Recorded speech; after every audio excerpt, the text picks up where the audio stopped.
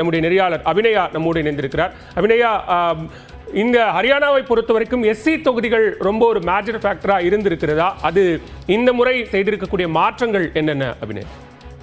பாலுவேல், இப்போ நம்ம பார்க்குற இந்த எண்ணிக்கை என்பது எஸ்சி ரிசர்வ்டு தொகுதிகள். அது 17 தொகுதிகள் இருக்குது ஹரியானாவில்.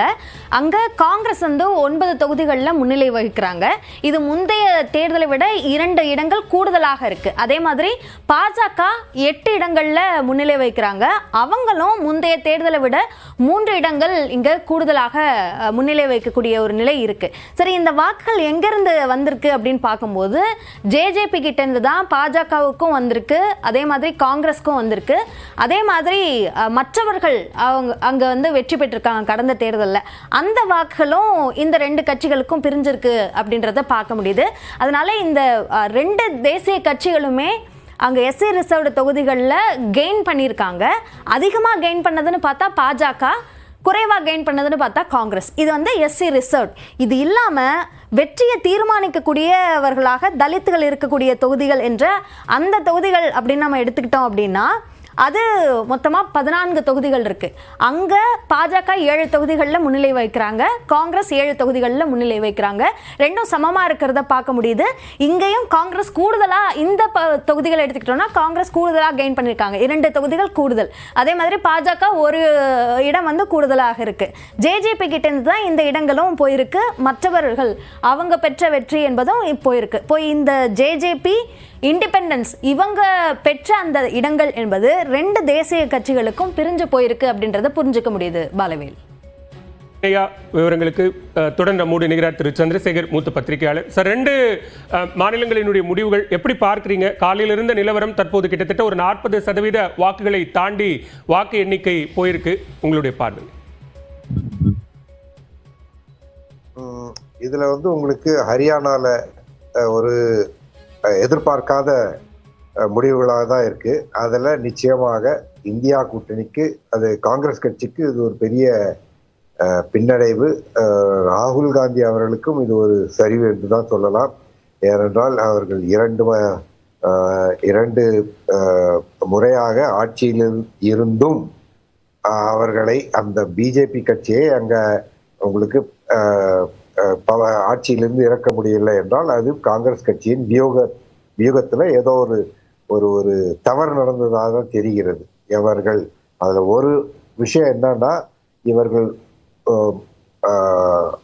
பூபீந்தர் சிங் ஹூடா, அவருடைய மகன் தீபேந்தர் ஹூடா, இவங்க 2 பேர் மேல ரொம்ப ட்ரஸ்ட் வச்சு அவங்ககிட்டயே கட்சியை வர்ச்சுவலா கொடுத்ததுல உங்களுக்கு அந்த ஜாட் கன்சாலிடேஷன் வந்திருக்கு காங்கிரஸுக்கு. ஆனா அதுக்கு ஏற்றால் போல் உங்களுக்கு ஜாட்டுக்கு எதிரான கன்சாலிடேஷனும் நடந்திருக்குன்னு தான் தெரியுது.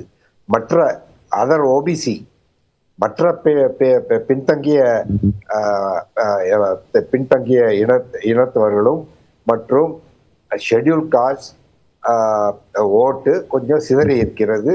அது பிஜேபி பக்கம் போயிருப்பதாக தெரிகிறது. இவர்கள் ஐ திங்க் அந்த அவங்களுடைய சீனியர் எம்பி, மூத்த தலைவர் செல்ஜா அவர்களை இன்னும் கொஞ்சம் இவர்கள் முதலிலேயே தங்கள் பக்கம் ஒழுங்காக சேர்த்து கொண்டிருந்தால் ஒருவேளை இந்த வியூகம் வெற்றி பெற்றிருக்கலாம். நீங்க குறிப்பிட்ட ஜாட் சமூகம், தலித், ஓபிசி, இது எல்லாமே 2014-19 பிஜேபிக்கு ஆதரவு மனநிலை அப்படிங்கிறதா இருந்தது. ஆனா இப்போ இந்த முறை அந்த ஆதரவு மனநிலை எதிர்ப்பா மாறி இருக்கு. 10 ஆண்டு கால ஆட்சியின் மீதான ஒரு அதிருப்தி, ஆன்டி இன்கம்பன்சி என்பது இருக்கிறது அப்படின்னு சொல்லப்பட்டது. அதுதான் எக்ஸிட் போல்லையும் வெளிப்பட்டதா சொன்னாங்க. ஆனா யதார்த்தம் வாக்குகளா வரும்போது அப்படி இல்லையே. அதுதான் நான் சொல்றேன் உங்களுக்கு. இவங்க too much reliance on Jat vote. Congress கட்சி அவர்கள் சப்லெட் பண்ணிட்டாங்க. அவங்க பழைய முன்னாள் முதல்வர் பூபீந்தர் சிங் ஹூடாவிடம் கட்சியை கொடுத்து அவர் எடுத்த முன்னெடுப்புகள், அவர் சொல்லிய வேட்பாளர்கள் முக்காவாசி இடத்துல அந்த மாதிரியே செஞ்சா அவர்கள் கொடுத்த சில வேட்பாளர்கள் அவர்களையும் நீக்கிவிட்டு மொத்தமாக அவர் பூபீந்தர் சிங் ஹூடா கொடுத்ததினால் உங்களுக்கு ஜாட் கன்சாலிடேஷன் வரும்னு நினைச்சாங்க, அது கொஞ்சம் வந்திருக்கு. பட் மற்ற இனத்தினர் அவங்களுக்கு காங்கிரஸுக்கு எதிராக போயிருக்காங்கன்றது ஓரளவுக்கு தெரியும். சந்திரசேகர், நம்ம இப்ப தற்போது கிடைத்திருக்கக்கூடிய ஒரு அண்மை செய்தியும் நம்ம பார்க்கிறோம். காஷ்மீர் பிராந்தியத்தில் ஒரு இடத்துல கூட பாஜக முன்னிலை பெறவில்லை அப்படிங்கிற ஒரு தகவலும் கிடைத்திருக்கிறது. அங்க இந்தியா கூட்டணிக்கு 42.8% வாக்குகள் கிடைத்திருக்கின்றன. அதே நேரத்தில் ஒரு இடத்தில் கூட பாஜக முன்னிலை பெறவில்லை அப்படிங்கிற ஒரு தகவலும் கிடைத்திருக்கிறது. அதிக வாக்கு சதவீதத்தை ஒட்டுமொத்தமாக ஜம்மு காஷ்மீரினுடைய வாக்கு சதவீதமாக பார்க்கும்போது அதில் அதிக வாக்கு சதவீதத்தை பாஜக பெற்றிருக்கிறது. தேசிய மாநாட்டு கட்சி அதிக இடங்களில் முன்னிலையில் இருந்தாலும் குறைவான வாக்கு சதவீதம் அப்படிங்கிறது தான் இருக்கு. 43 தொகுதிகளில் என்சி முன்னிலையில் இருக்கிறாங்க, ஆனால் வாக்கு சதவீதம் குறைவாக இருக்கிறது. அதே நேரத்தில் பாஜக 28 தொகுதிகளில் முன்னிலை வகித்தாலும் அவர்களுடைய வாக்கு சதவீதம் கூடுதலாக இருக்கிறது பார்க்கிறோம். இது தொடர்பான கருத்தும் சொல்லலாம். அது உங்களுக்கு ஹரியானால கூட அப்படிதான்.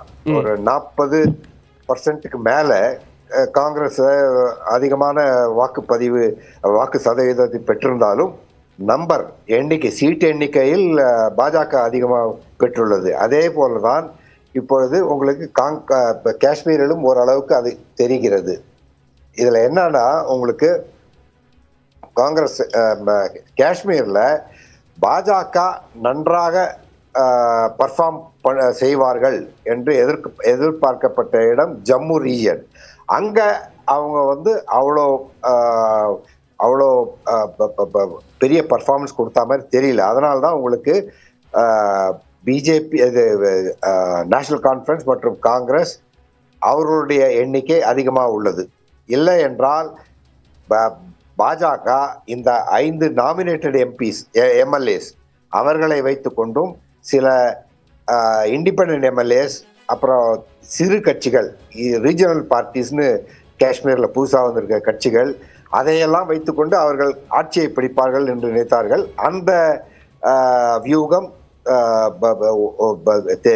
இது தோற்கடிக்கப்பட்டுள்ளது.